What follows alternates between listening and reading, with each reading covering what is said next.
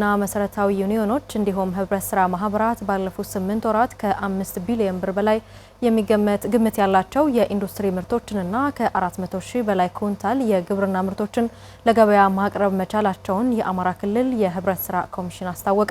በክልሉ ያሉ ዩኒዮኖችና ህብረት ስራ ማህበራት የኑሮ ውድነትን የማረጋጋት ሚናቸው ያደገ መምጣቱንም ኮሚሽኑ ገልጿል። በቀለት ሾመ ተጨማሪ አዘጋጅቷል። የዜጎችን የምርት ፍላጎት በተመጣጣኝ ዋጋ በማቅረብ የኑሮ ውድነትን ጫና በማቃለል በኩል የሸማቾች ህብረት ስራ ማህበራትና ዩኒዮኖች ሚና የጎላ ነው። በአማራ ክልል ከ31 ሺህ በላይ መሰረታዊ ህብረት ስራ ማህበራት ይገኛሉ። ከነዚህ ውስጥ ገበያ በማረጋጋት በኩል ሚና ያላቸው 561 ሸማች ዩኒዮኖችና መሰረታዊ ህብረት ስራ ማህበራት ናቸው። ከነዚህ በተጨማሪ ወደ 2000 ሁለገብ ዩኒዮኖችና መሰረታዊ ህብረት ስራ ማህበራት ምርታቸውን ወደ ገበያ በማቅረብ የዋጋ ንረት እንዳይፈጠር እየሰሩ ይገኛሉ። ባለፉት 8 ወራት እነዚህ ሸማችና ሁለገብ ህብረት ስራ ማህበራትና ዩኒዮኖች የኑሮ ውድነትን ለመከላከል ከ5 ቢሊዮን ብር በላይ ግምት ያላቸው የኢንዱስትሪ ውጤቶችንና ወደ 400 ሺህ ኩንታል የግብርና ምርቶችን ወደ ገበያ ማቅረብ መቻላቸውን የአማራ ክልል የህብረት ስራ ኮሚሽን ኮሚሽነር ጌትነት አማረ ገልጸዋል። የገበያ ማረጋጋቱና አጠቃላይ ኑሮ ውድነቱን ከመጠበቅ አኳያ የኛ ህብረት ስራ ማህበራት በሚችሉት አቅም እየሰሩ ነው የሚል ግምገማ ነው ያለን። ደሞዛቸው ዝቅተኛ ለሆኑ የመንግስት ሰራተኞች ሳይቀር 3 ወር 4 ወር ተቆራርጠው እንዲከፉ በማድረግ እየተሰራ ያለው ስራ ከመቼውም ጊዜ ጠንከር ብሎ የቀጠለበት ሁኔታ ነው ያለው እና ወደ 5.5 ቢሊዮን ታቅዶ 8 ወሩ ላይ 5.1 ቢሊዮን አካባቢ ደረሰበት ነው። ኒርሊ አሁን የአመቱን እቅድ ለማሳካት 400 ሚሊዮን ምናምን አካባቢ የቀረበት የኢንዱስትሪ ምርት ውጤቶች ነው።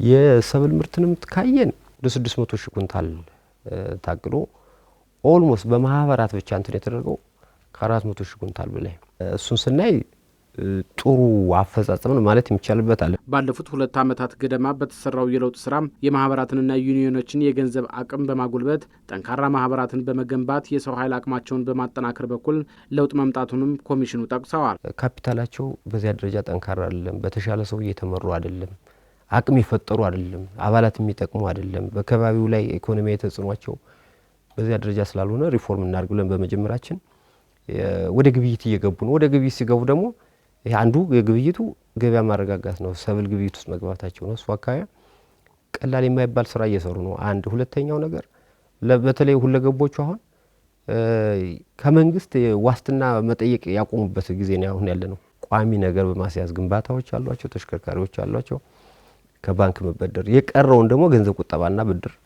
ዩኒዮኖች የሚበደሩበት ይሄ ካፒታል እያሳደጉ የቁጠባ ባህሉም እያደገ ከመምጣቱ ጋር ተያይዞ ብድር ትስስርም በራሳቸው አቅም ሰብል ገዝተው ማቅረብ እየቻሉ ያሉበት ነው። ዩኒዮኖችና መሰረታዊ ህብረት ስራ ማህበራት የኑሮ ውድነትን ለመከላከል ምርትን ወደ ገበያ በማቅረብ በኩል ከፍላጎት አኳያ የሚቀር ነገር ቢኖርም መሻሻል እየታየ መሆኑንም ኮሚሽነሩ ገልጸዋል። ማህበራትን በደረጃ ላይ ተናቸው ደረጃ 1 2 3 4 5 ብለን ተደረጃ በታች የሆኑት ላይተናል። ይሄ አገልግሎት አሰጣጣቸው እየተሻሻለ ነው አንዱ። ሁለተኛ ምርት አቅርቦትም ከበፊቱ የተሻለ ነው። የኢንዱስትሪ ምርትም የግብርና ምርትም ፍላጎቱ በጣም ከፍ ያለ ነው። ከህብረት ስራ ማህበራቱ አቅም በላይ ብዙ ዲማንድ የሚደረግ ነገር አለ። እሱ ካልሆነ በስተቀር ያለውን ነገር በማቅረብ በሚችሉት ነገር መሻሻል አለ። ምርቱ ካለበት ስኳር አምጥቶ ማሰራጨት፣ ምርቱ ካለበት ዘይት አምጥቶ ማሰራጨት በራሳቸው ፋይናንስ ማለት ነው። ያን እየሰሩ ስለሆነ መሻሻል አለ። በቀጣይ የዩኒዮኖችንና የመሰረታዊ ህብረት ስራ ማህበራትን ክፍተቶች በመለየትና ማሻሻያ በማድረግ የኑሮ ውድነትን የማረጋጋት ሚናቸውን አጠናክረው እንዲቀጥሉ ይደረጋል ሲሉ ኮሚሽነር ጌትነት አማረ ጠቁመዋል።